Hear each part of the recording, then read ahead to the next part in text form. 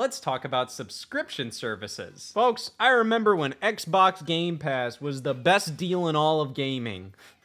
Now, Jesus Christ, I could piss something out that's worth more than $30 a month. Keep in mind, I have very expensive piss. Okay, but seriously, I wanted to kind of compare PlayStation Plus with Xbox Game Pass a bit more directly for a bit now, mainly because, these are both solid subscription services, like, when you look at everything you get with them. I mean, you get so many games, especially ever since PlayStation Plus kind of shifted its priorities, and, a couple of years back, it became more of an Xbox Game Pass competitor compared to what it used to be. Which is strange because Xbox sort of learned some things from PlayStation Plus. So Sony introduced PlayStation Plus during the PS3 era, and it was kind of just like for the most die-hard fans. That wasn't initially how you got online multiplayer. They introduced that with the PlayStation 4. PlayStation Plus was just kind of for like a couple of bonuses, and you got your monthly games and all of that. And then in 2013, Microsoft took that idea and started offering games with gold. If you had Xbox Live Gold, it would offer like a game or two a month that you could download for free. But then Sony introduced PlayStation Now, like this streaming service where you could rent or just have access to a bunch of different like old PS3 games and eventually PS4 games and all of that. But streaming just never really got there. It's always something that I think these companies really want to invest in, and maybe at some point, someday down the line, it'll become like really big. But for the most part, like PlayStation Now, it worked.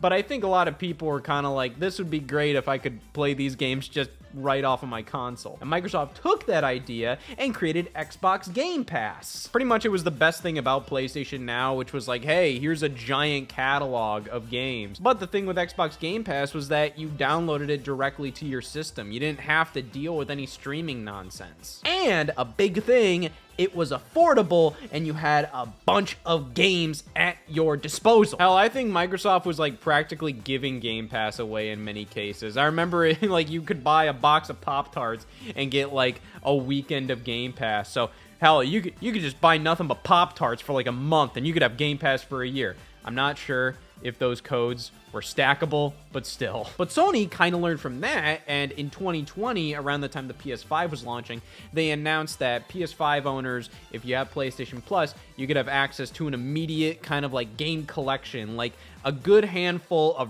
really high quality titles. I mean, this was a collection of some of the best games from the PS4. I mean, we have like Persona 5, Ratchet & Clank, Uncharted 4, Until Dawn, God of War, Infamous Second Son. You have Final Fantasy 15, Batman Arkham Knight, Bloodborne. It's a good collection of games. But it definitely didn't really have the same quantity as Xbox Game Pass and the general variety that Xbox Game Pass had. And to be honest, if you were getting a PS5 and you had PlayStation Plus, there's a good chance you've already played a fair amount of these games. And also, a good chunk of these games you can get for like a couple bucks used at like GameStop or something. Like the original Fallout 4, cheap as dirt. Many of these games, like the original Persona 5, Last of Us Remastered, those got re-released under like the PlayStation Hits label and were like 20 bucks a pop. So for like 60 bucks a year, yes, you're still getting like monthly games and some other benefits from PlayStation Plus. But overall, like this kind of felt like it's just like, come on, you guys can do more. And Sony did do more. In 2022, Sony announced PlayStation Plus was kind of merging with what PlayStation Now was, which was, this giant catalog of streamable games. And they created pretty much a full-on competitor to Xbox Game Pass. And at the time, I felt like a lot of people found this to be fairly underwhelming. But whenever I use PlayStation Plus these days, I feel like I'm always kind of feeling the opposite. I feel like PlayStation Plus is a million times more compelling than Xbox Game Pass. But that's just my perception. I kind of want to go through each of these catalogs as things are right now and see like which one really feels like the best value to me. And of course, value is completely subjective. What I find to be a good value might not feel like a good value to you. That's something we just all have to accept, and that's why I'm also taking a sip right here. Now let's take a look at PlayStation Plus first, and I think where these subscription services start to kind of lose me is the fact that they all have a bunch of tiers, and that's good to have options and all of that, but I honestly feel like they can be very confusing. I hate the naming scheme here. What we have: PlayStation Plus Premium, Extra, and Essential. What the does any of this mean? Okay, so Essential is the basic boy subscription. You get your monthly games, so you know they'll introduce like a brand new monthly game that you can download and you get to keep for as long as you are subscribed to PlayStation Plus, which is a cool feature. I've always forgot to claim my games, but still, like, I love that that's there. Online multiplayer, exclusive discounts, and a couple extra little bonuses there, like cloud storage, all that stuff. $80 a year. I remember when PlayStation Plus was like $60, and this doesn't really add anything that the $60 subscription didn't have.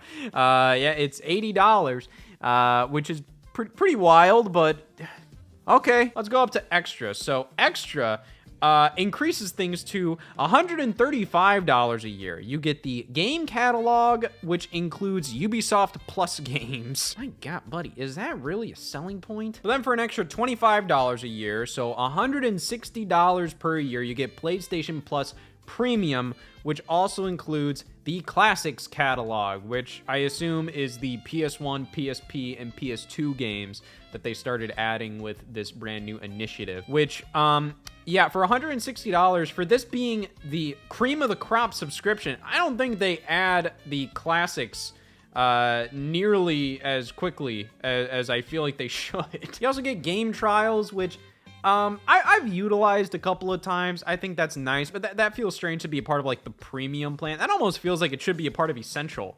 Like it's literally like, hey, you get access to demos, pretty much. It's just demos are pretty much all free, man. Why are we putting this behind the premium paywall? And then cloud streaming. So, you know, that's kind of taking some of the elements of PlayStation Now. I didn't realize that the cloud streaming option was locked behind the most expensive subscription, but okay. There's also a couple other things. Sony Pictures catalog. I'm not sure what that entails because they took down the movies and TV store on PlayStation, so okay. So taking a look at the PlayStation Plus game catalog, when we take a look at the game catalog with the Ubisoft Plus Classics, all of that, there is over 600 games available, which is ridiculous. However, I really hate how Sony is handling this Classics game catalog thing, because when we take a look at what's included with the Classics catalog, we see a lot of the PS1, PSP, PS2 stuff, which is all cool. You know, I love seeing that stuff. But then you start to see Beyond Two Souls, the PS4 version of that. What? And then there's stuff like this Atari Flashback Classics collection that was released for PS4. So this is just a very strange thing that Sony does with the PlayStation Plus game catalog, is that they consider remasters, collections, remakes, all of this stuff. They consider a lot of this stuff to be classics, a part of the Classics game catalog, which I just don't agree with. I think it's weird. I mean, for example, you have the Doom 64 re-release. That came out in like 2019, 2020. It's in like widescreen and everything. It's a full remaster. It has brand new content. It was created for PS4, Switch, Xbox One, all of that. It's right alongside like all these PS1 and PS2 games. Dishonored Definitive Edition, like the remaster of Dishonored. Yes, it's a PS3 game, but it's a PS4 game right here, which I just think is like confusing. It's not that this is like a horrible thing. I mean, I think it's kind of cool that like, okay, you know, for the game catalog, which is something that you get with the extra tier, which is less expensive than the premium one. It's like, oh yeah, you're getting all of these modern games with the game catalog. But I think it's just kind of weird to take a lot of games that they're just deciding kind of randomly if it's like, well, you know, this is a remake or a remaster or a re-release. That belongs in the Classics catalog. In my opinion, the Classics catalog should just be PS1, PS2, PSP. It would be great if they could get a PS3 emulator going, but PS3 emulation is weird as f***. I'll drink to that. That's why Sony's only ever streamed PS3 games before, because it's too difficult, apparently, to get a PS3 emulator. It is difficult, but I always think it's a little weird when, like, this billion-dollar company just like, we don't want to get an emulator for one of our systems. F that. But I think including re-releases and remasters in the Classics catalog It's just confusing for me, especially when I look in the regular game catalog and I'm seeing stuff like the Demon's Souls remake on PS5. Why isn't that considered a classic? That's a pretty damn faithful remake of a PS3 game from like, what, 2009? In the game catalog, they have GTA 3 Definitive Edition. Like, what? Why isn't that in the classics catalog? Oh, you have the Skyrim Special Edition. You know, Skyrim is from 2011. Tearaway Unfolded, that's a remake of Tearaway on the PS Vita. But then you had Gravity Rush Remastered from the PS Vita, which was for the PS4, a part of the classics catalog. So what? Because Tearaway Unfolded is more of like a remake?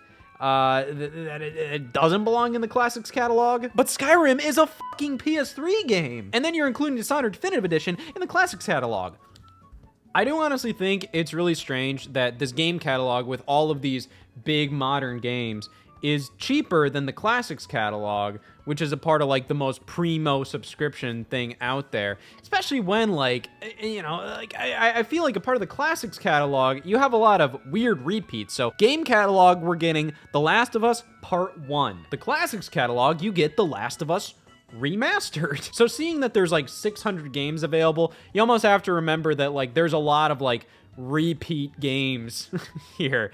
To be fair, this service works on both PS4 and PS5, so that's gonna happen. But I just find it to be a bit of a confusing thing, especially if these are a part of two different tiers where this classics catalog is more expensive, and I don't think that should be the case. I really like what Sony's doing with the classics catalog.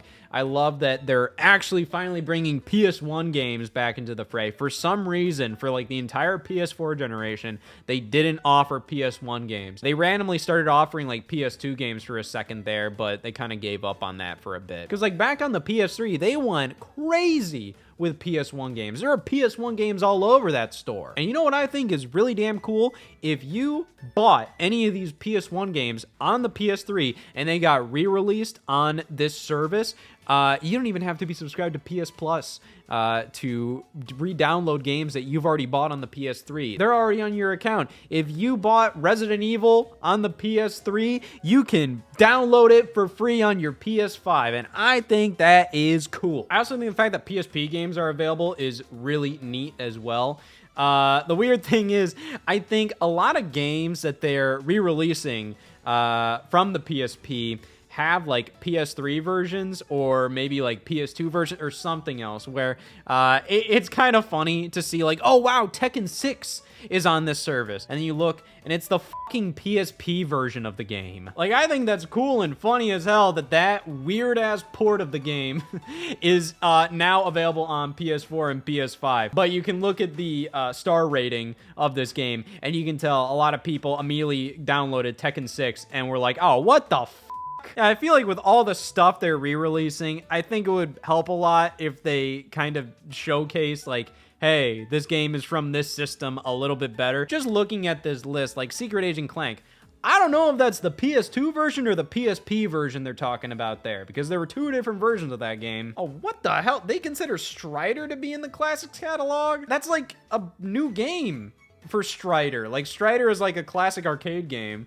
And then there's like Strider 2 on the PS1, but Strider, like, this is like a game that released in 2014 on PS4. It's like a reboot. Why is this in the classics section? However, disregarding all of the weirdness there, I really do think this is a very strong lineup of games. I think especially considering you get a lot of the PlayStation exclusive titles, a lot of the Sony published games, a part of this catalog. I generally find that when I try to look up a game on the PlayStation Store, oftentimes the game that I'm looking up is often available on PlayStation Plus's game catalogs. Now, unlike the Xbox Game Pass initiative of, oh, you get your day one Xbox exclusives on Xbox Game Pass, Sony doesn't generally try to do that nearly as much as Microsoft does, where like, oh, this game is day one available on PlayStation Plus or anything like that. They do it, but not nearly as much as Microsoft really pushes that. But I think that's honestly to their benefit. I think you get just like a good quality catalog on PlayStation Plus, and I find that it feels like it's always kind of like expanding. I think my main problem with Xbox Game Pass is, yes, that's cool that you get day one Xbox games, but at the same time, there's not a ton of Xbox games I'm really hankering to play day one. I mean, even just getting like God of War Ragnarok, Final Fantasy VII Remake, Ghost of Tsushima, just like those 3 games right there, just having that as a part of the catalog is pretty nuts. Those are some damn quality games right there.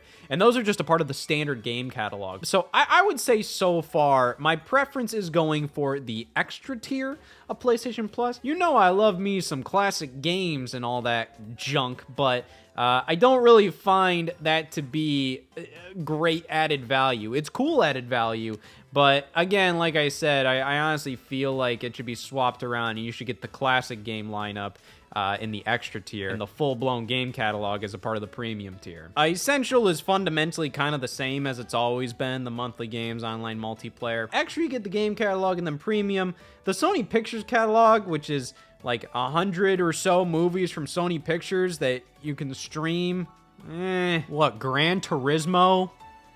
No Hard Feeling? Like, I don't know, man. A lot of these movies I've definitely already seen available on Netflix at one point or another, so it isn't like the biggest plus in the world. I mean, like, I'll take it. You know, if a movie's on there, that's kind of cool. Movie's on there. But yeah, I've never heard anybody talk about getting Sony Pictures Core for free alongside the premium PS Plus subscription, so take that as you will. So yeah, overall PlayStation Plus in its current state, I think is decent, but it is definitely very pricey for the premium and extra options. Even hell, Essential is pricey at $80 a year. But we'll definitely see just how pricey things are by comparing it directly to Xbox Game Pass. So I remember when Xbox Game Pass was kind of a no-brainer back in like 2019 or so, when it was like, oh my god, this is like a crazy deal. It was pretty affordable, and they had loads of games entering there, and that was around the time Xbox started their Day One initiative. I remember when Gears 5 launched in late 2019, you know, that being Day One on Game Pass. That was around the time that Xbox One physical games started to become like less and less lucrative. Like, I saw barely anybody own Gears 5 on disc. It was all like Game Pass, and that's kind of how we got to the point that we are at with Xbox right now, where digital sales and Game Pass is pretty much all Xbox is about these days. But while Game Pass was really exciting back then, I think Microsoft was willing to take more of a risk on it, and that's why, like, hey, the prices were fairly low, and, you know, it was a brand new thing, and not as many people were subscribing, and it didn't have as much of, like, a wide user base to the point that, like, Microsoft was losing money on it. It doesn't really matter. But then as the years went on, it became obvious that Xbox Game Pass kind of became, like, Microsoft's golden goose, their big idea of like the future of Xbox. This is what it's all about. The Netflix of gaming, pretty much. But after all the acquisitions they made, you know, like Bethesda, Activision, Blizzard, you know, prices kept on raising, and let's take a look at this. So firstly, Essential, same exact name as PlayStation Plus, but it's $10 a month. You get 50 plus games on Xbox, PC, and supported devices. Now, yeah, Microsoft is kind of doing something similar to what like the PlayStation Plus collection was back in 2020 when Sony introduced that. And that has since gone away, and they pretty much just turned that into this whole like game catalog thing. But what Microsoft does is for the baseline tier of Game Pass, you get online multiplayer, and you also get a handful of games. So in 2023, Microsoft actually combined Xbox Live Gold and Xbox Game Pass to create this whole amalgamation or whatever the hell. I mean, it makes sense. Microsoft was sticking with the whole games with gold service for Xbox Live users, and you could tell near the end of Xbox Live Gold, like, they were stretching things. They were really struggling to give you like anything worthwhile with games with gold. You know, having two separate subscription services, one for online multiplayer where you get 2 free games a month or something like that, and then one that's all about like all of these games that you get, you know, as a part of the subscription. Makes sense to kind of combine them. But then we have premium, so you get 200 games, new Xbox published games within the first year of launch, and that's $15. And then you have Xbox Game Pass Ultimate, which this was a big controversy, seeing the price increase for this. $30 a month which is wild. You look at PlayStation Plus's game catalog, and for premium, a 1-month subscription of that is $18, which is still pretty damn high, but comparative to $30 a month, and you don't even get like all the cool PlayStation exclusives on Xbox, obviously. Okay. What are we possibly getting for this? Well, this is where you get the day one games, and you also get EA Play and Ubisoft Plus. You also get Fortnite Crew. Yeah, I mean, EA Play is a cool addition, in my opinion. I think having all the EA games, and even the Ubisoft games, because Ubisoft has some good games, and that is included with PlayStation Plus, but not EA Play.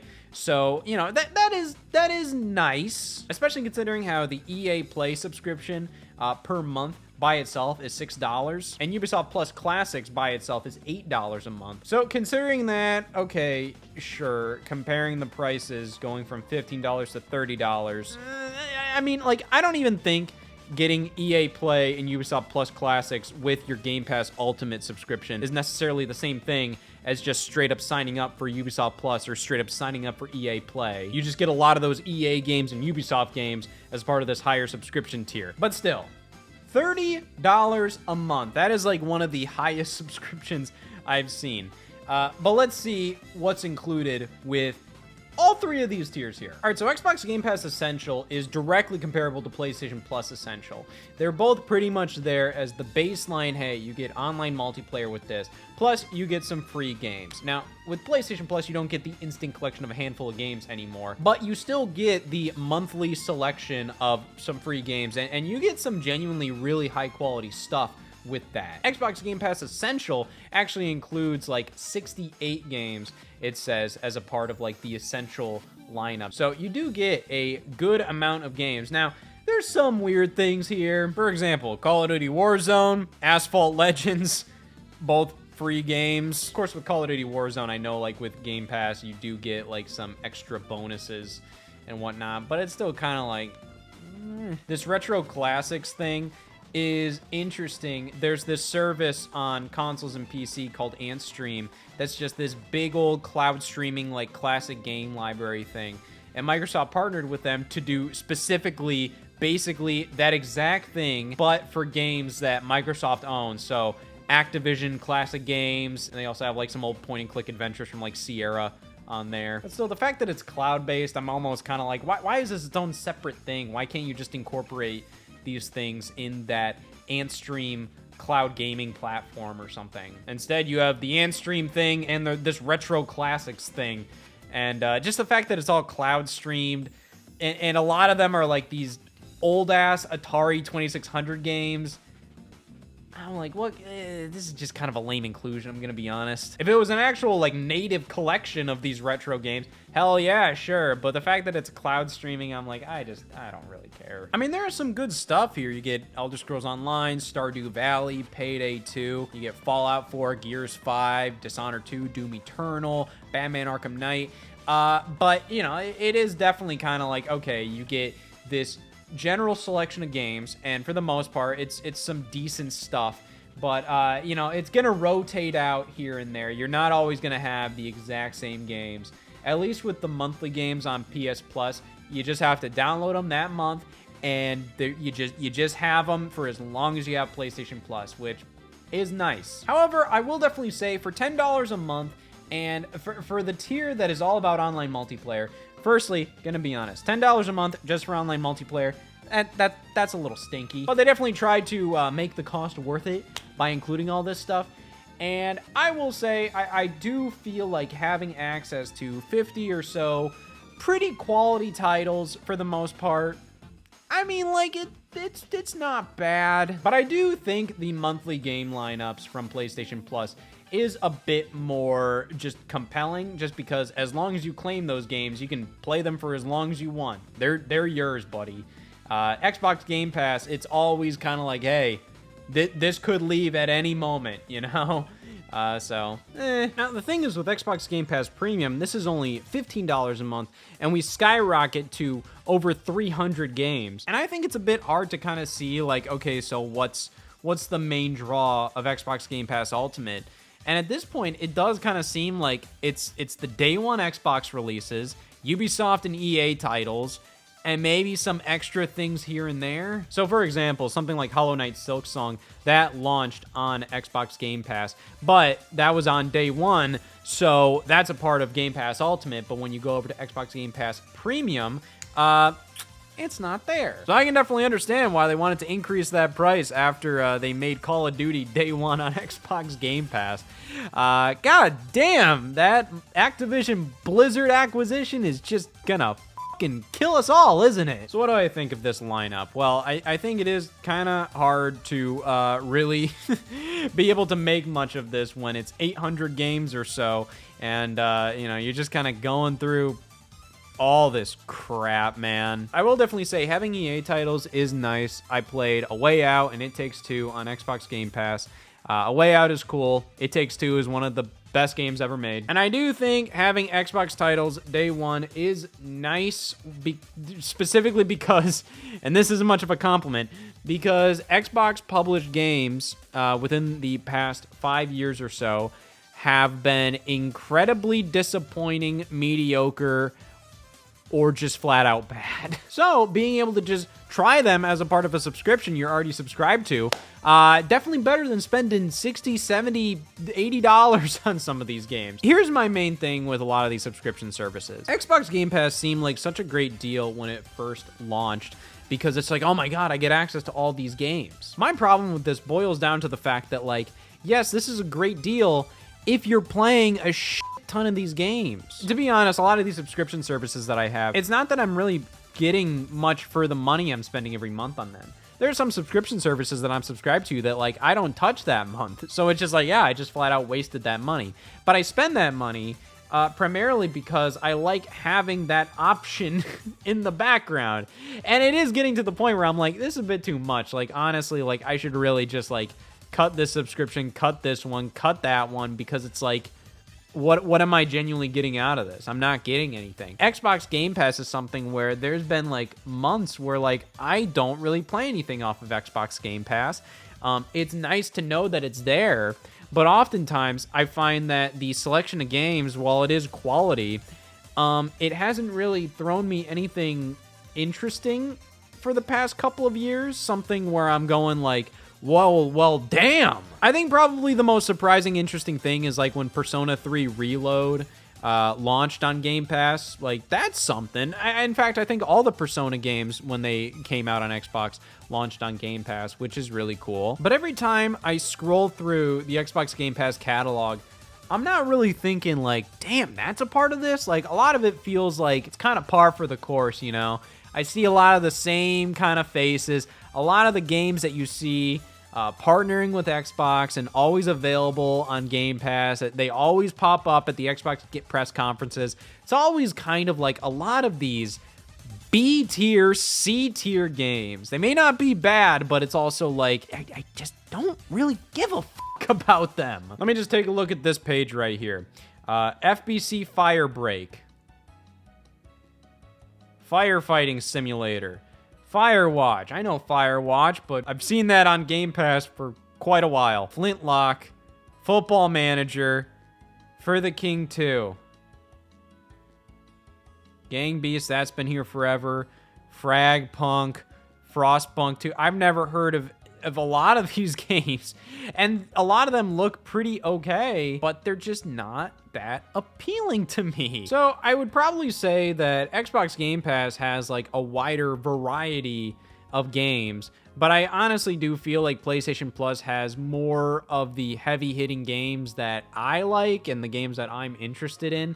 Xbox Game Pass has a lot of good stuff, you know, pretty frequently. But I find that Microsoft's persistence on putting day one games, at least on the Ultimate version, and having games available within a year on Game Pass Premium, I honestly find that that's kind of killing them in many ways, where, you know, they're just pumping so much money into this service that prices have to go up, but the value there, like, even if they offer 1,000 games, here's my biggest problem.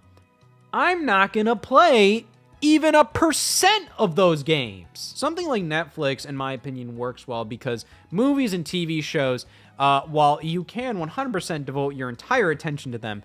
A lot of the time, you want Netflix because it's a passive thing. You want to just be able to have Netflix going on in the background, and you want it to be kind of like a high quality show. So then maybe, if you catch a glimpse of it or something, it's like, oh, that's interesting, or, whatever. I love Tubi. Tubi is one of my favorite things of all time. It's a free streaming service. It's incredible. But to be honest, sometimes when I'm scrolling on Tubi, I do kind of feel like a fucking loser when I'm on that app, because like there's some good quality stuff on there, but then like another like 80% of it is like complete garbage nobody gives a fuck about anymore. But I love Tubi for that. But Netflix is like, okay, like here's a lot of the big stuff or whatever. But yeah, just having that all there, especially like, it can be kind of a passive experience. I think that makes a subscription service for movies and TV shows make a lot of sense. It makes sense to have just like this never-ending supply. Video games, you're directly controlling them. It's kind of like when you're playing a video game, you sit down and you're making a 100% commitment to be like, I'm gonna play this game. And a lot of people don't play a lot of games like every year. Most people kind of play like a couple of games a year, and that's it. And I think having access to all these games for $30 a month, it only really makes sense if you are just grinding through these games constantly. And it kind of gets to a point that like, if you want to do that, sure, Game Pass might be a great option for you. But you're going to get to a point where it's just like, there's really nothing else left for you to play. And if it's like, if you find a game that you really love and you want to keep playing it over and over again, it makes more sense to just buy that game outright instead of staying on a Game Pass subscription. And to be honest, I have the exact same opinion about PlayStation Plus. However, at least PlayStation Plus is a little bit cheaper. So overall, who wins?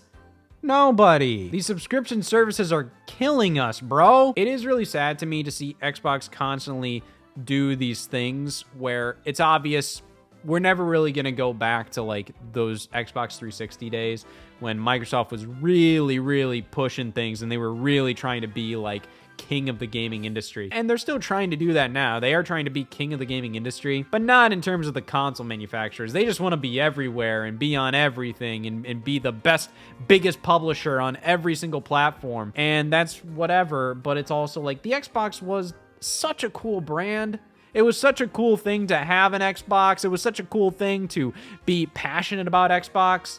I love Xbox, but it's like there's nothing to love anymore. Yes, even at $30, there's a lot of value with Game Pass, but that value only really exists if you're genuinely going to play like hundreds of these games. And you're not going to do that. I'm not going to do that. Nobody has time to do all of that. So it's kind of just like, what are we doing here? The amount of money it would cost a year to subscribe to Game Pass Ultimate. I mean, I would suggest write down all the games that you've played this year and be like, all right, are they on Game Pass Ultimate? And how much do these games cost standalone? Because for example, Game Pass Ultimate has all these Ubisoft games. That's cool. You have Assassin's Creed 3 Remastered, which I can definitely get that game for like $10. And I just always own it. I don't need to connect online. I don't need to subscribe to anything. I have Assassin's Creed 3 Remastered from there on out. Same for Far Cry Primal and Rayman Legends, all these Ubisoft games that you get.